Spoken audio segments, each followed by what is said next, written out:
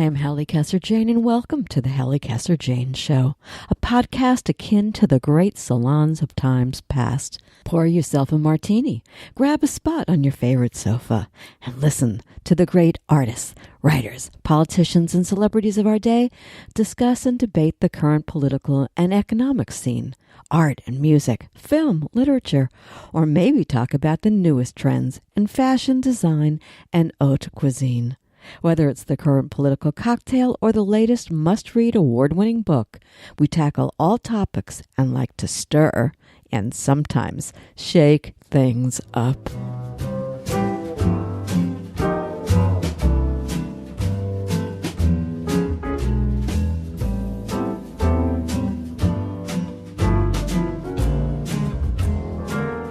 On this episode of the Halli Casser-Jayne Show, veteran White House correspondent Matthew Cooper and I engage in our weekly snap, crackle, and pop political conversation. And what a week it has been. Since Matt and I recorded last evening, the New York Times broke a huge story. President Trump wanted to order the Justice Department to prosecute former FBI Director James Comey and his longtime nemesis Hillary Clinton. In a surprise move, Representative Marcia Fudge endorsed Democratic leader Representative Nancy Pelosi for Speaker in the next Congress, abandoning the idea of challenging her. Senator Lindsey Graham, one of President Trump's staunchest allies, warned the president on Tuesday that ignoring Saudi Arabia's bad behavior would risk America's moral leadership on the world stage. And finally, and I really mean finally, Trump sends his answers to Special Prosecutor Robert Mueller, just another week in the storied presidency of Donald J. Trump. Welcome to the Halli Casser-Jayne Show, and that's just the beginning. Here we go. All right, darling, how nice to have you here. You and I get to celebrate our pre-Thanksgiving together, old friends together. Yeah, Friendsgiving. That's exactly it. I love it. I love it. I love it. So, and to everybody, we'll say it at the end of the show, but I want to say it. It's so nice to have you here sharing. This is like our Thanksgiving dinner together. I hope you guys have a glass of wine. So while you listen to us, jab, jab, and carry on away, as Matt and I like to do. But what a week it's been. I say that every week, but this one was a little weird to me. Well, let's start with the death of Jamal Khashoggi. I can't believe I've finally, this is such a big story. I've learned how to pronounce his name without even thinking twice about it. I mean, oh my God, right? Here's where I am at on this thing. This is really, first of all, the intelligence community comes out and says there's no question about it. It was MBS who did it, the Crown Prince. Okay, great. Right. I'm calling this harems over honor. Trump, right? This is Trump's world. This is the crazy. And now today he comes out with, even though we know exactly what went down, exactly who was responsible, he's sticking with the Saudi leader. And I'm going to tell you something. I was almost in tears about this because to me, this may be the worst moment so far.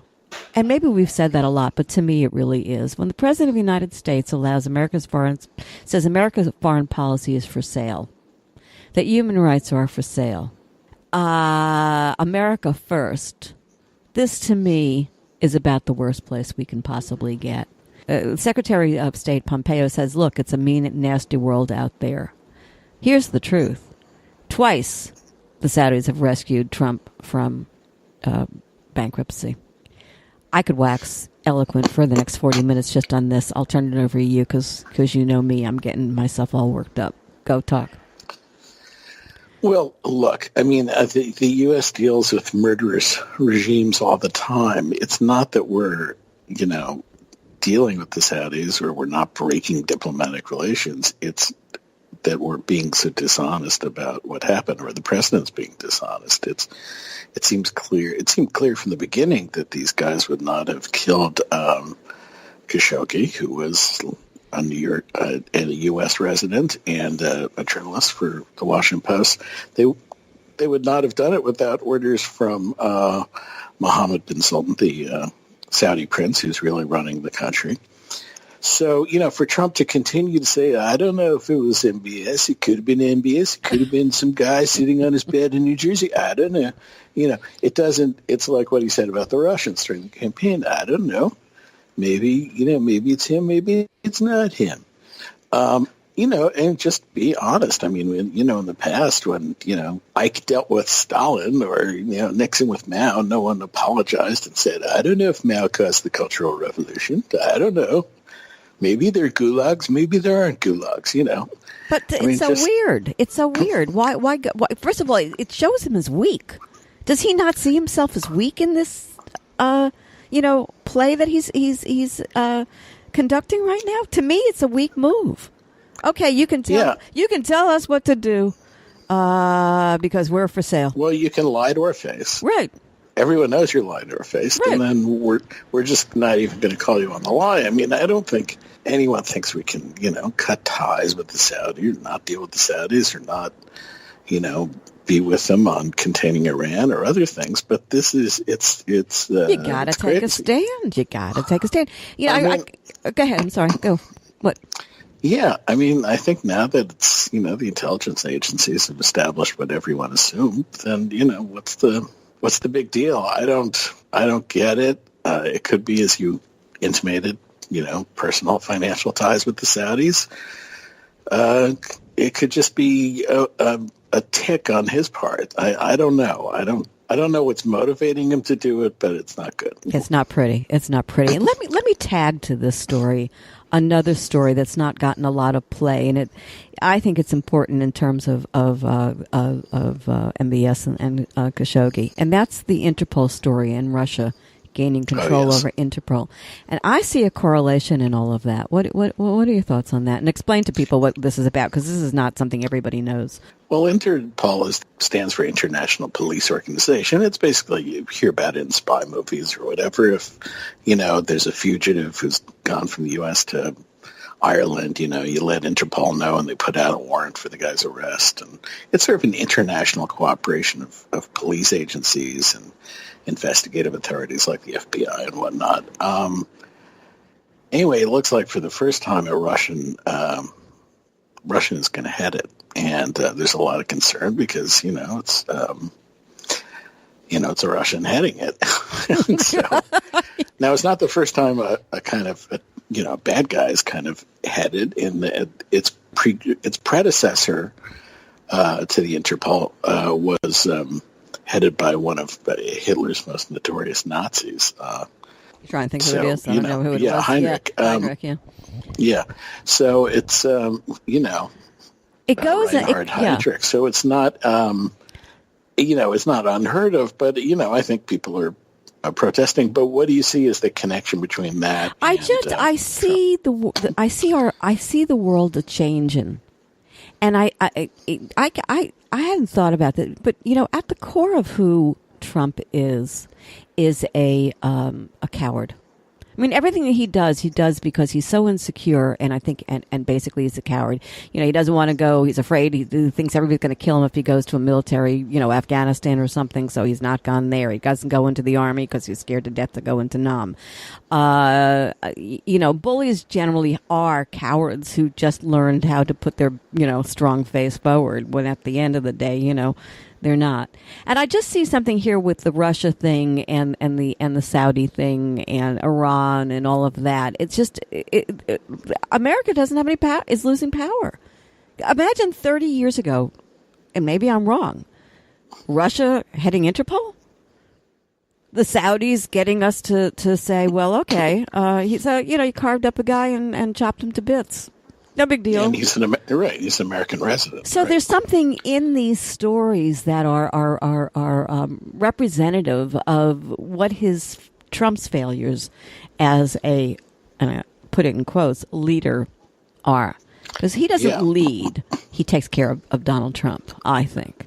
I don't know. Yeah. Could you see the correlation from where? No, I totally do. Yeah. I mean, it's this. It's a decline of the international order of 70 years since World War II of organizations and norms like, NATO or condemning countries when they kill people, especially American residents. And so it's those not, things. Right. And so Interpol's part of that. I mean, any other president would be, kicking up a big fuss about this. So it makes you wonder. It all makes you wonder. This is like, I wonder. Let's move on because there's no answer yet. Maybe Bob Mueller will give us one, before we all die waiting. Precisely. That's the only hope that we have here. And so I move on to another absolutely, as far as I'm concerned, insane story, and that's Ivanka Trump. Lock her up. I think that, they're doing all this prison reform. I think maybe they ought to change the color of the uniforms everybody's wearing because the Trump family orange does not go along with any of their hair coloring. So I think that what they need to do is to work on that. But emails, they're kidding, right? They're absolutely kidding. And I'll do my thing. Then I'll let you do yours. Dems can taste the blood, Matt. And I hope the hell they take this all the way to the bank and that she is forced to whisper for 11 hours. You did hear me, because she likes to whisper. I think in her real life she thinks she's Marilyn Monroe. But, this is truly the height of hypocrisy. You always think that they can't surprise you anymore, the right. And then here comes this. And let's not forget about Ivanka, that she's also using the power of the White House to make money through her personal businesses, winning trademarks with China. And her father's response to this today was, guess. Ready? Fake news. It's all yours, baby. Right. Well, I think it just shows that, so much of the original outrage about Hillary's emails was bogus. They weren't really outraged about security problems. Otherwise, they'd be outraged about Trump using his phone, unsecure cell phone or things like that, and let alone this. All of that was just, faux outrage about, something that was, a modest transgression at best. So in a way, I'm not shocked. There's just sort of no normal rule that seems to apply to these guys, and you would think this is the one thing they'd be conscious of, trying to avoid. But they didn't. For whatever, either they're kind of malevolent, stupid, both. Well, they're D all the above. But there's a point to be made here also. Trump comes out and he says it's fake news. She didn't scrub anything. She didn't have a server at home and all of that jazz. That's actually not true because they did make up their own. She and her husband made up their own, email. Domain. Okay. That being said, she did break the law. It is the law. And you can say Hillary broke the law too because, Hillary was a State Department employee at the time, not working in the, Oval Office. But to me, this just... And they knew about this a long time ago and covered it up. And so they're dropping it on what they think is a quiet week. Everybody's going off to eat turkey. So this makes me very unhappy. But there's another aspect to the story in having you, such a well-known and revered member of the press. The treatment of Hillary's emails by the press. And I'm going to be catty now. Are they going to turn around and do this to Ivanka, or is she going to get away with it? Well, I think you saw already the New York Times, they played the Hillary story as like a major felony. And today it was like, Ivanka emails give Democrats something to work with. They just made it into a partisan bickering rather than a criminal issue. I think for the New York Times especially had a Hillary problem. I don't know. I don't think she can totally get away with it because, as you said at the outset, the Democrats are going to, come after this one pretty hard. And look, I don't think they should criminalize this. I don't think they should have criminalized Hillary. No, I don't either. And they probably shouldn't with this, although we don't know the details of it. I'll just say I was a Fed. I worked for the commission that investigated the financial crisis as recently as 2010. And you if you're a Fed, you just know anything work-related goes on your government email, and anything personal, you just do on your personal email. It's just sort of, it's like what every Fed knows. It's not really hard. No. And Hillary was I think, the one part of Hillary's story that I always get mad about is there is still the fact that her husband was the president of the United States. And he's afforded, as an ex-president, certain things that are different. And they had a very complicated thing.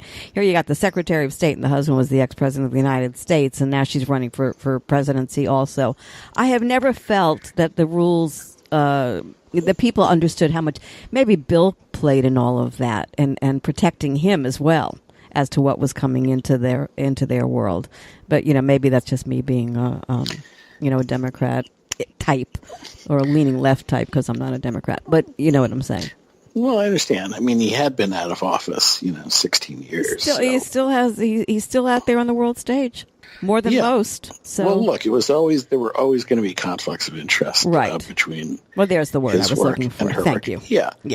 That's why we need you here. But when I run out of the words, Matt always picks them up from me.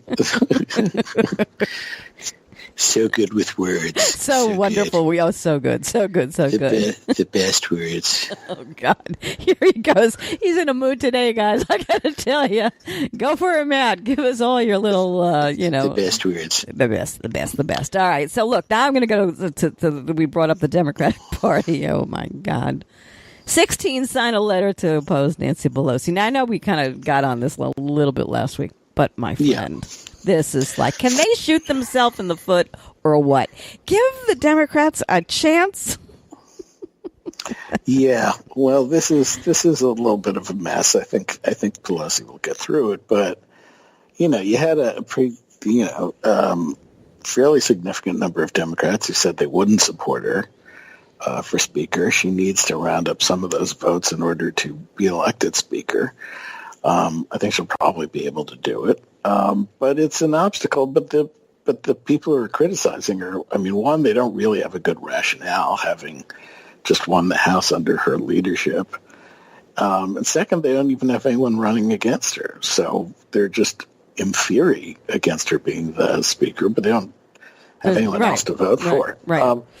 So it's just, and meanwhile, she's, a great vote counter, and she's running around, she's hustling the votes and getting the endorsement of all the different groups in Congress. And, I think she'll emerge fine, but it's just, some of these congressmen, I get it. They're in districts where, people were getting bombarded with the anti-Pelosi ads, and it was in their best interest to, say they'd oppose her for Speaker. And I think even Pelosi understands that.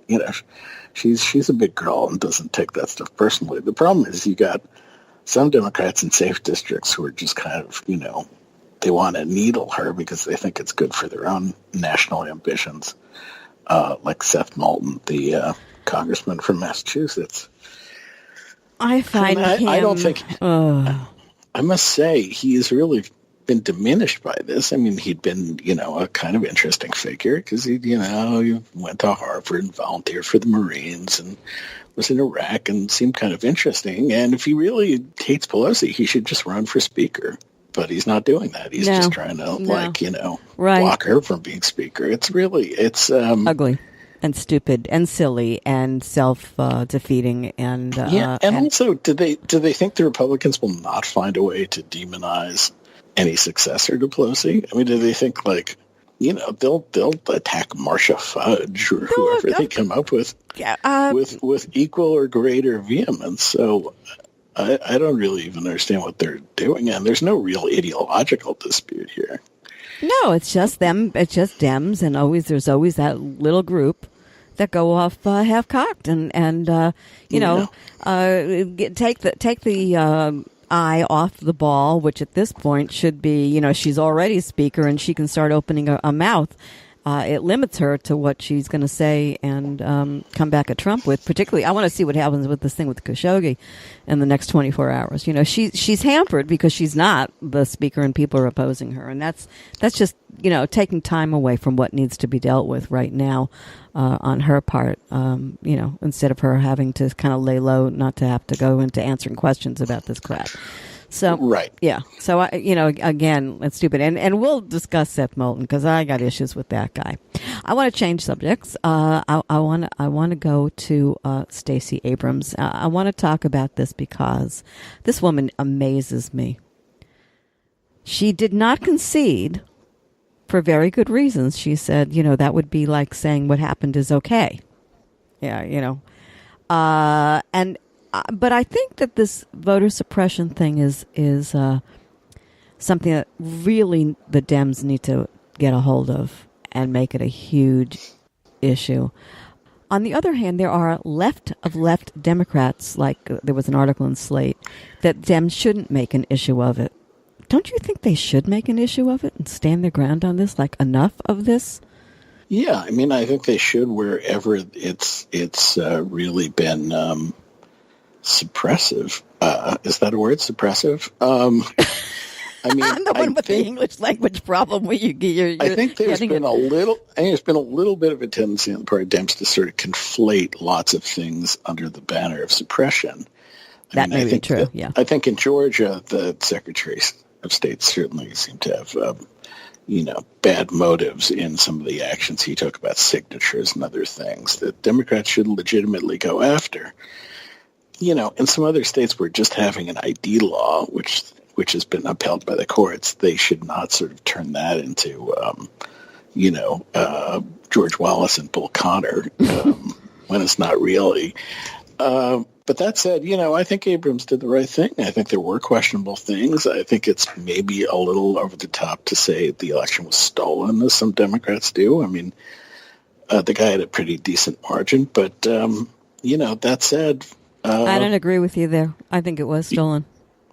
I absolutely think it was stolen. I think he started stealing it long before it started hitting the national, zeitgeist, if you will. And so this one upsets me greatly. I'm happy, by the way, to just make this point, which is a lot of Hollywood actors, because people probably don't know, but Georgia is like the home of Hollywood, the East Coast home, and a lot of films are made there. And Hollywood is now talking about. Yeah, they've done a great job with that. Yeah, so I think that's important, but I do think that he's a Machiavellian guy, and that he did everything that he could to scrub those voter rolls of blacks. And so I disagree. But, hey, I do think that they need to go in and take a look at this thing. And somebody needs to do a major investigation about what happened there.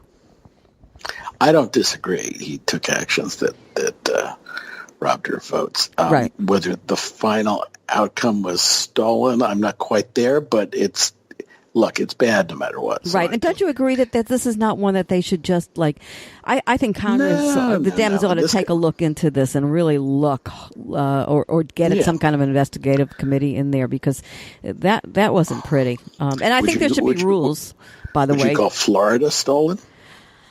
Well, I don't think so. I think Florida was. I don't think so. I don't think Florida was stolen. Should we do Florida now, since you brought Florida up? Well, let's do Florida. Yeah. Yeah, you want to do Florida? Let's talk about Florida, as we're all calling it down here. D-U-H at the end of the Florida is now Florida. The recount went out with a whimper, not a bang, which I thought was bizarre after all that screaming, ranting, and raving. But here's something I'm going to read to you, and I want to hear what you have to say. According to an exit poll released by CNN, DeSantis earned 44% of the state's Hispanic vote compared to 54% for Gillum. This 10-point margin was a 17-point improvement for the GOP, 17-point, compared to 2016, when President Donald Trump lost Hispanic voters by 27 points, 35% to 62% to Hillary Clinton. It was also a gain for Republicans compared to the last midterm election, when Governor Rick Scott lost Hispanics by 20 points. In his re-election bid, DeSantis likely won 66% of the state's Cuban-American voters, despite comprising 16.4%. Despite comprising, guys, I want to make sure you understand where I'm going, 16.4% of Florida's registered voters. Hispanics were just 13% of the electorate this year, during early and absentee voting, according to Election Day memo by veteran political strategist Steve Shell, who down here is the big political guru. Right. Right. So here's the thing. So now they're talking about how are Republicans going to win the Hispanic vote in the future? Run as a conservative, emphasize sound economic principles, and remind them that the progressive left supports the kind of policies that cause them and their families to leave their countries and come to America, i.e. why you hear socialist every other word.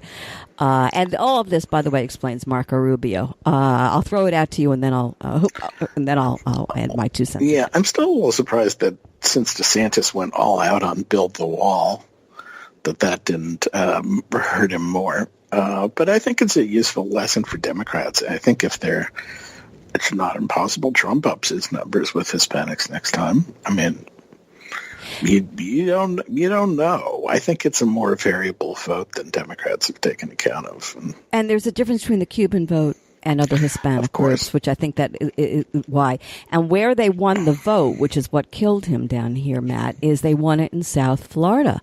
They won it in other places where it's always been Democratic votes, but they really stole those people out from the mix because the Cuban vote, not the Puerto Rican vote, and not right. South American vote. There's a lot of that down here. So I think this is a huge story, and the Democrats would be foolish not to take a look at this and say, uh-oh, we got a problem. Totally. I totally agree. Right. Okay. So I thought I'd bring that up. Now I want to talk about Marco Rubio because I said he got infected with the Trump virus and he needs to be quarantined. Well, they all kissed the ring, no matter where they were. But he hadn't been, and now he is. What did Trump promise him on the Cuban vote? You know, Ileana Ross is gone, whatever, and he's Leighton, and now he's the new kid on the block. I don't know, but boy, I'll tell you, everybody around here is talking about what the hell happened to Marco Rubio. He's even putting up religious Bible quotes every morning on his Twitter feed. Right. Yeah. He concerns me. Anything you want to say on that? I'm cool. Well, I think he's been pretty, he's been pretty soft on Trump, and he went all in on the accusation that the election was being stolen by Democrats in Florida. And, that's where he's at. He'll criticize Trump rarely and only mildly, and that's about as far as any Republican in the Senate goes these days. But this came out of kind of left field as far as I'm concerned. Yeah, he went all in. Yeah, he went all in. He went all in. Okay, let's have some fun. Want some fun? Fun is good. We're pro fun. Trump calling Adam Schiff Adam shit. Yeah, we're not over the airwaves. We can say whatever we want. There's no FCC guidelines for podcasts. No, and if Trump said it, it must be okay, right? He's the president of the United States. What the? I mean, that was just really okay. So he's scared to death of Adam Schiff. That's the point. And this gets back to my telling you he's a coward. Anybody this dude sees coming to get in his face, he belittles. Totally. Totally. Although I gotta say, I think all these sort of stupid monikers he gives people, Lion Ted, or little low Marco. Energy Jeb, right? Little Hands Marco, or whatever. Yeah. Little Marco. I gotta say, I think all that stuff actually kind of works at some level. It shouldn't, but I think it kind of does. Well, it does, but it does because who does he appeal to? Yeah, people who respond to that, I guess. I don't know, but shit was pretty far even for Trump. Oh, for sure. But who more for him to be afraid of after January 3rd? Well, no question. He needs some more names for Mueller. I mean, and I got to tell you that Adam Maniac Schiff, Mueller. He likes the alliteration. Maniac Mueller. That's it. That's his game. He comes up with these great, alliterations. He probably is the kind of guy, instead of writing poetry, he writes roses are red. Exactly. Violets are blue. Some of them were, some were funnier than others. Crazy Bernie was kind of funny. Yeah, they're all amusing, but they're dangerous, because there are a lot of infantile people out there who go, "Oh, isn't this fun?" Totally. It's simplistic statements like that make them happy and that they can remember and whatever, but like lock her up. You were listening to the Halli Casser-Jayne Show. The Halli Casser-Jayne Show posts new podcasts Wednesdays, 3 p.m. Eastern at hallicasserjayne.com and is available wherever you listen to your podcasts. Be sure to find me on Google Podcasts, Spotify, Apple Podcasts, and on all your favorite apps. You can find the Halli Casser-Jayne Show on your Alexa device, too. Just say, The Halli Casser-Jayne Show. Oh, and come play with me on Twitter at The Halli CJ Show. He announced he's doing possibly three rallies in Mississippi this week. And we're going to talk about Mississippi now. Well, yeah. And are they going to say smart. Are they going to say lock her up? And who do they mean when they say lock her up? This I'm going to be watching to see. They won't mean Ivanka, and they won't mean the lady who's running for Senate on the Republican ticket. But isn't it? Her name is Cindy Hyde-Smith. Right. Here's a GOP tweet. Cory Spartacus Booker does not stand for Mississippi values, and neither does Mike Espy. Smacks of racism to me. How about you, Matt? I think that's not coincidental. They're both African Americans. Look, I mean, Mike Espy, was the Secretary of Agriculture. He was a congressman from Mississippi. He's got a long career in the state. He's probably as strong a candidate as Democrats could put up. But Miss Cindy Hyde-Smith made a pretty ugly statement. About like bringing a picnic to a hanging. It's a state where hanging has some resonance. To say the least. And for those who don't know what that hanging is, it's called lynching.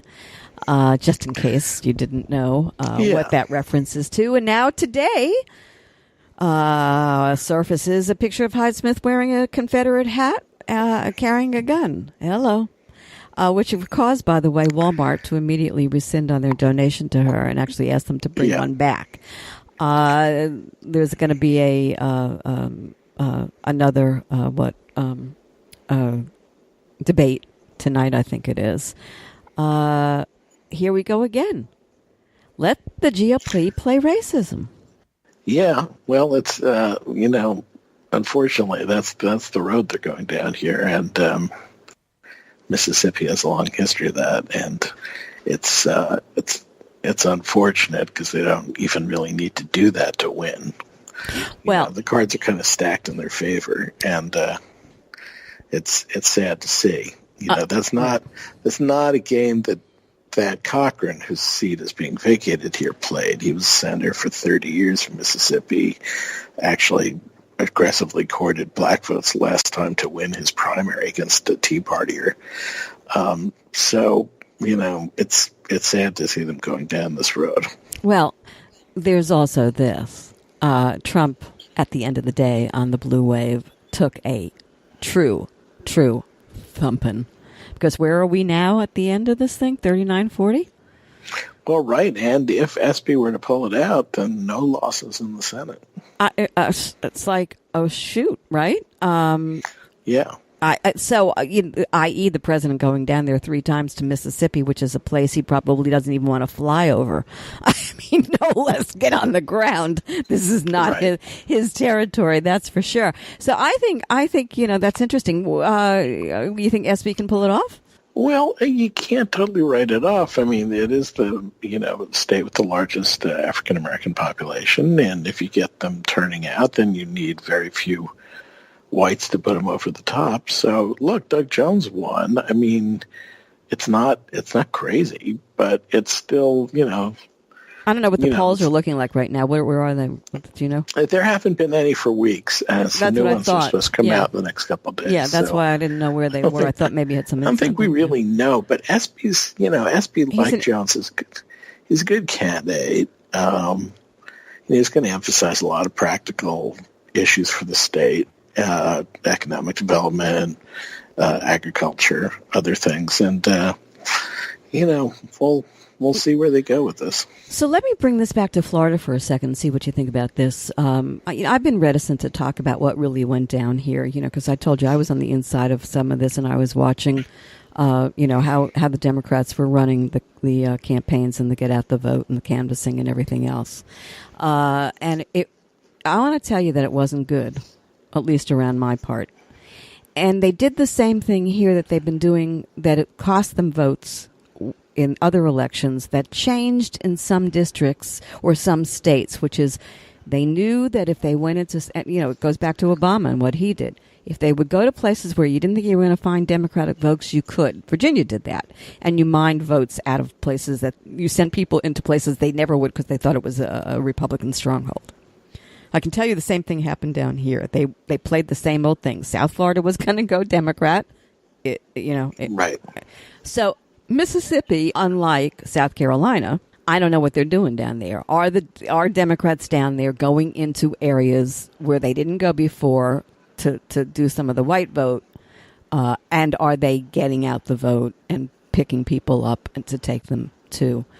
I think we've learned since, in this last midterm, that there are ways to break the juggernaut in areas where we never thought they were. They just didn't do it in key states that they should have.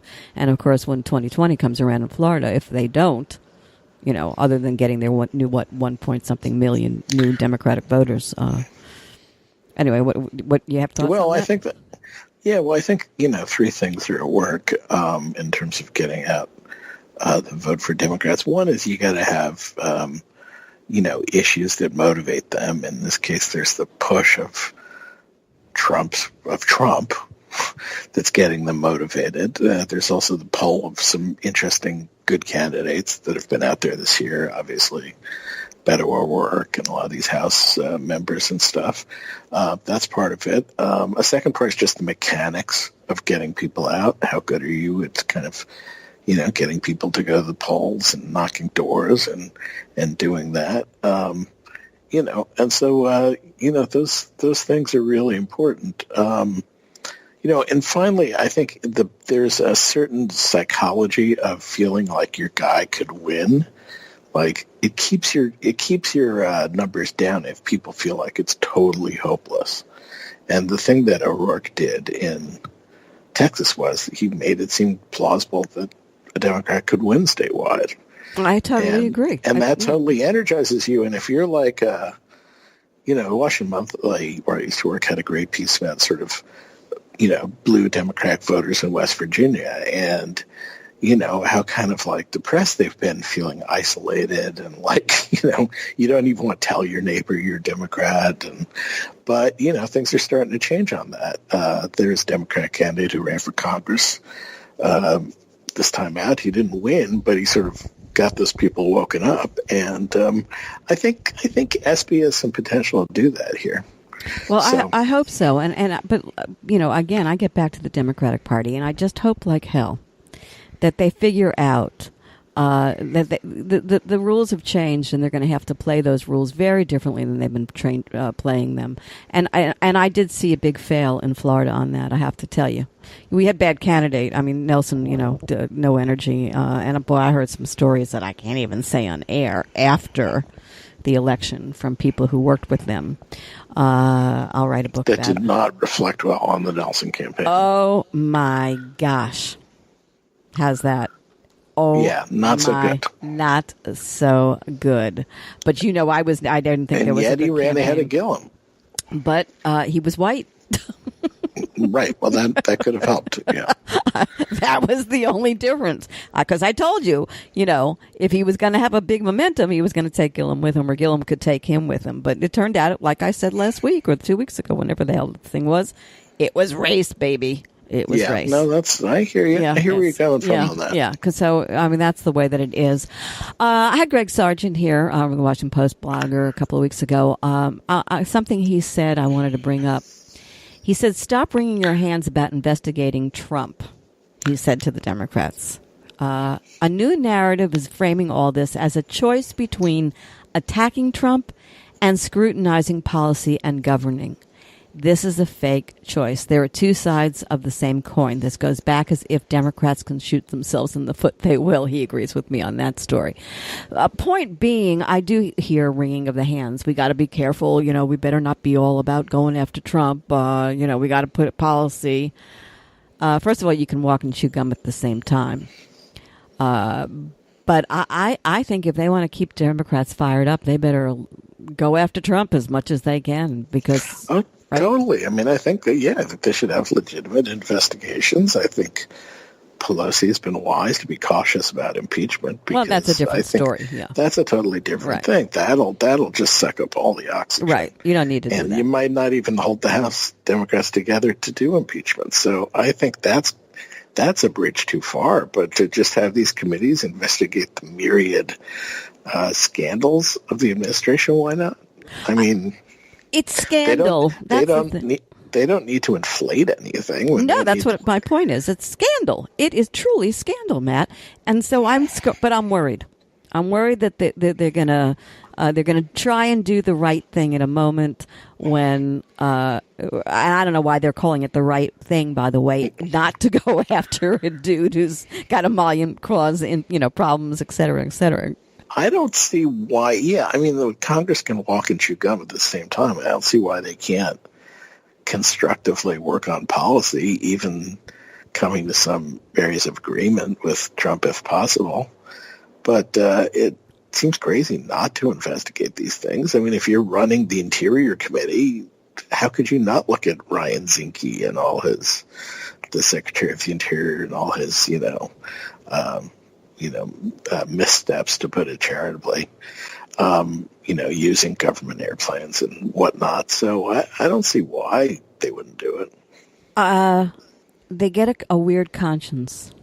You always try to figure out what the difference is between Democrats and Republicans. And I think clearly at this point there is not even, a modicum of proof otherwise. The Democrats have... I just think that, I wrote a piece about this for... Medium's new magazine, and they're just not as comfortable with power in terms of they don't have the active imagination to sort of use power in the sense of I don't think it would have ever occurred to Democrats to delay a Republican Supreme Court appointment for a year until they won a presidential election. I don't even think not that they're wussies or that they I disagree. They are crappy things. No, I disagree. They are wuss. They are wusses. Yeah, well, okay, maybe they are wusses, but they're not. They don't have the active imagination to bend the rules. No, they're not. They're not. You know what it is? It's mean girls versus the good nice kid in the class. I think that's overstating it a bit, but I think they can be jerks. I just don't think they have the sort of the imagination to say hey, let's just not fill the Supreme Court seat, or hey, let's just filibuster everything while we're in the minority, or hey, let's we'll just run ads saying that whatever. They're not cutthroat. They're not as cutthroaty, and historically, no one would have said that about Lyndon Johnson or George Wallace or FDR. Right? They were. But I think at some point, I don't know, or the dailies, of Chicago, nobody would have said that about them. But I think it's been true of the Tom Dashalls and it's the '60s. Chuck Schumers. It's the '60s generation. It's the guys who became, I was talking with a friend of mine who came from California, and I lived out there for a long time. There's a different breed of cat, by the way, with men out there. So we're talking about men because men are still, have been so much in control of the Senate and stuff and politics, and thank God that's changing. But there is a certain kind of ameliorating quality to men today's who have been feminized, and that comes out of the liberal, out of the left. That comes out of the West. Oh, totally. And totally, and also a respect for like a deference to like what will the New York Times say? Yeah, it's like I don't want to be. I don't want a negative Boston Globe editorial. Yeah, and it's killing them. It's killing them, and particularly with this president. So it just seems to me that's a topic of conversation that we should go back and really have a conversation about. Because no, I am totally with you on this. I just think the use of power is just not what they're good at. Is comfortable with. Well, they're good at it sometimes. Let's not completely. Again, I don't think they're incompetent or anything. It's just. Well, let's put it this way. Let me throw this out at you. Have a picture in your head, okay? Here's the picture. Yeah. Barack Obama, Donald Trump. Does that? Right. I'm not talking color. I'm talking who those two people are and how they navigate the world. Right. Right, and they both are the extreme of the other. By the way, I always thought that well, totally. I always thought that Obama was a little bit wishy-washy on things when he should have been more whatever. Yeah, but I think it's like this has gone on for a while. The idea of Swift. I mean, it wouldn't have Swift boating. You were about to Swift boating. Yeah. I mean, it wouldn't have occurred to Democrats to like question Bob Dole's. Right, or what's his name? Who's the one who had the helmet on his head on the tank? Yeah, Michael Dukakis. I mean, the Democrats just like I said, they're just are the Democrats the eggheads? And then they're caught flat-footed. I mean, when it happens, I can't believe it happened. Right, and they don't ever respond correctly, which is just utterly bizarre. But. And that's going to continue to. I mean, if you think ahead to 2020, and if Trump survives that far, how do you play that? How do you play against that? And McConnell, who should be thrown into he ought to be the one in the pokey. By the way, well, they got their work cut out. Right. But I think it's an important conversation. Oh, here's another one. Totally. I'm going to change completely 180 degrees here. Michael Avenatti.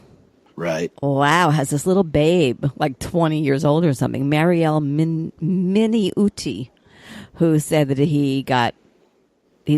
she'd been living there for a while. She's, a young actress, wannabe type, blonde, yada, yada, yada, and that he pulled her across the room and she didn't realize how much he had hurt her until she got home. And anyway, she got a restraining order against him, and he's still saying he hasn't been charged and he didn't do anything wrong, and he's toast, but he's not, because people are fascinated by what the hell is going on with this guy.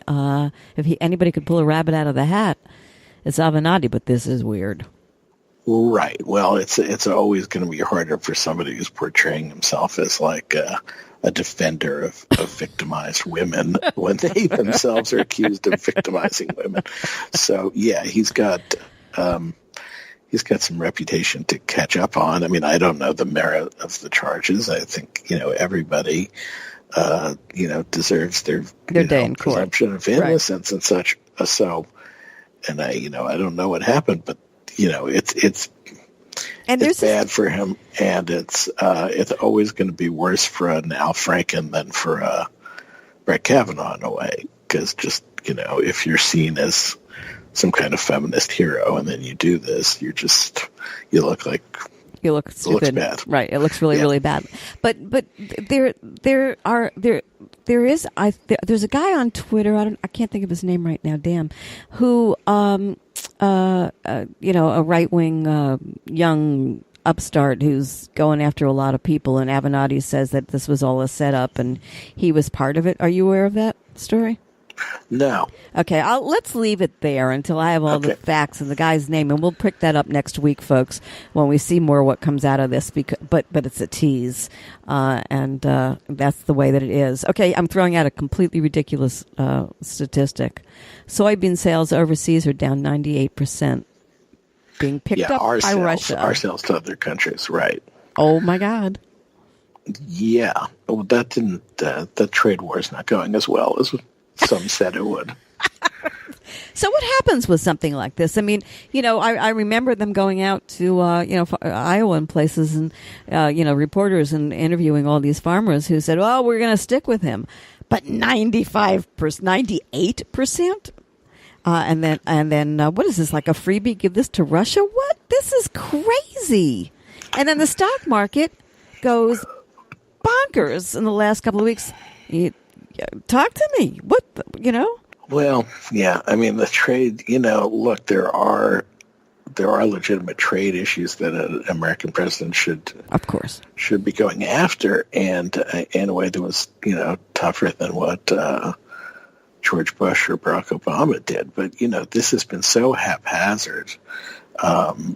These sanctions and other trade issues tend to work better when it's multilateral instead of just one country slapping up a tariff. And, and we just haven't done a good job of that. But Trump doesn't believe in multilateral agreements, and so we're not in the Trans-Pacific Partnership anymore. We're not, he wants to pull out of a lot of things. So our leverage is diminished, and this is kind of the consequence of that. As for the stock market, I mean, it's had such a big run-up since Trump's election. I think it was bound to come down to earth at some point. And, when you have specific problems in tech, like Facebook's woes and whatnot, then that's gonna exacerbate it. And, it's probably not done falling.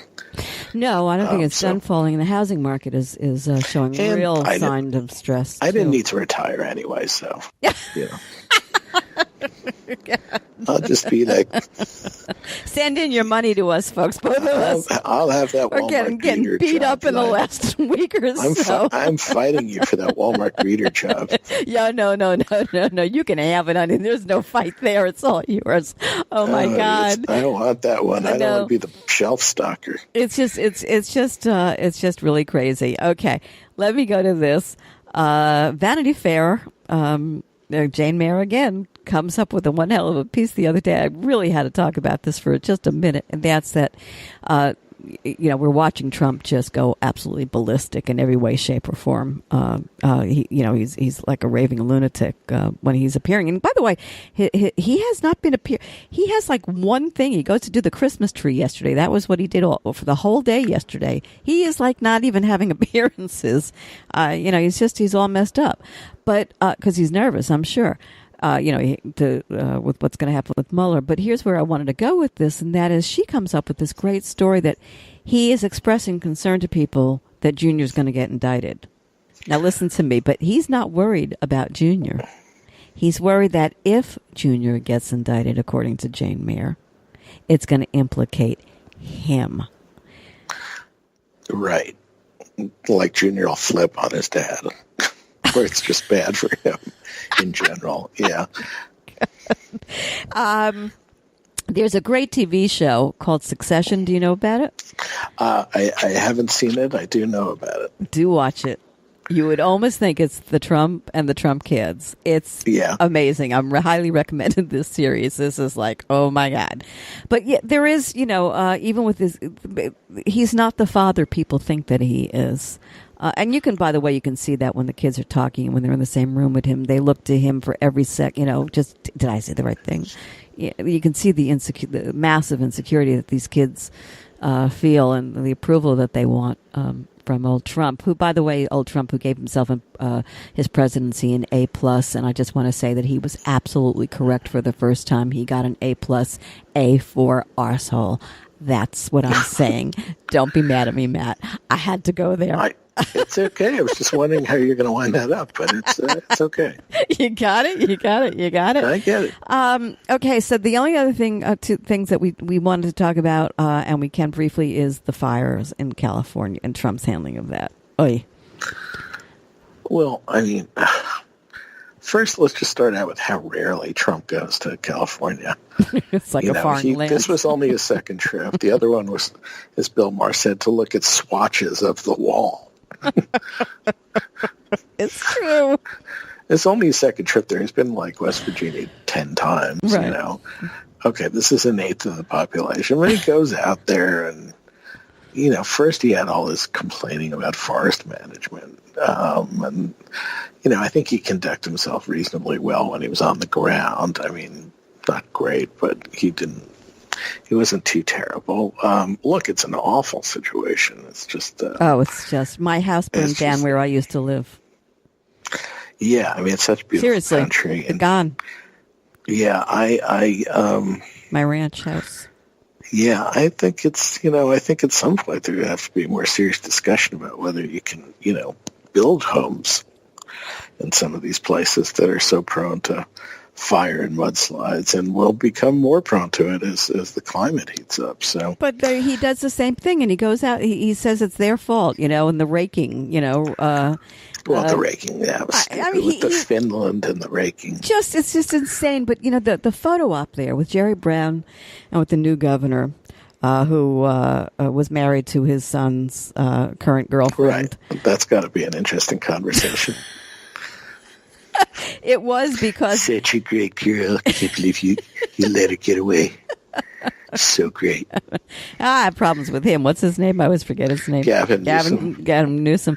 He's a little bit too pretty boy for my taste. Yeah. But there were wonderful pictures, if anybody wants to see, of Miss Chiclet and Newsom from their marriage days on the bearskin rug that are out there. That is just hilarious.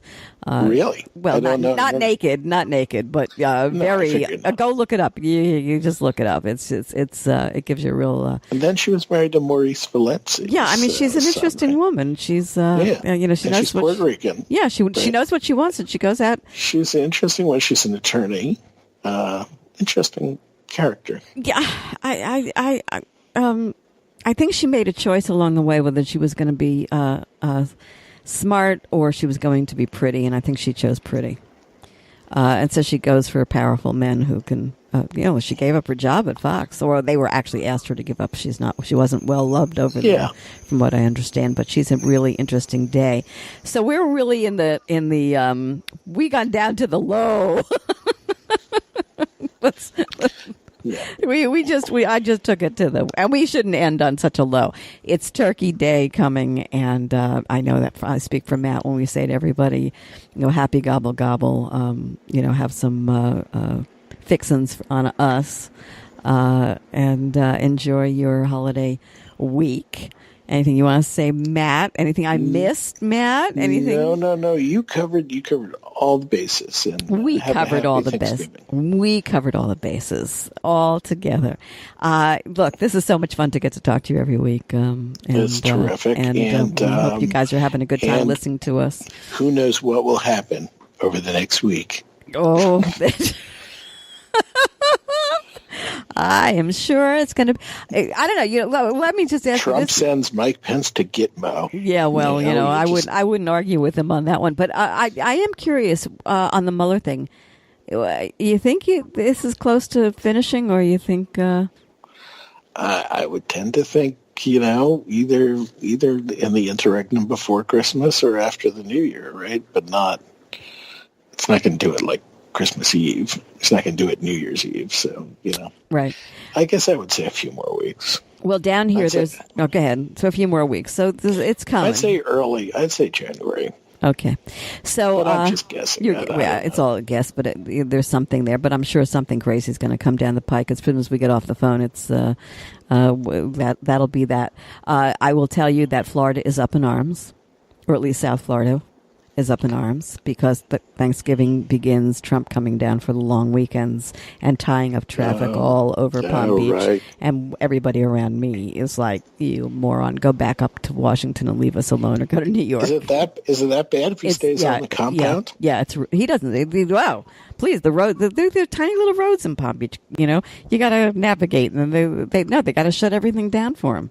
Yeah, and people are coming and going, helipads and this, that. And it's a nightmare.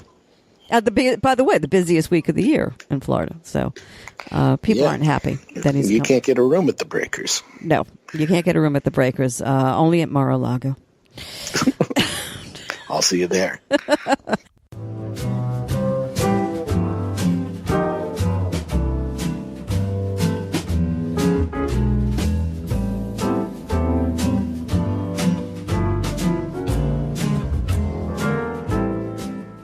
Thank you so much for tuning in to the Halli Casser-Jayne Show. The Halli Casser-Jayne Show is a production of Resec, LLC. Be sure to tune in to the Halli Casser-Jayne Show at hallicasserjayne.com or listen on your favorite app. New podcasts are posted Wednesdays, 3 p.m. Eastern.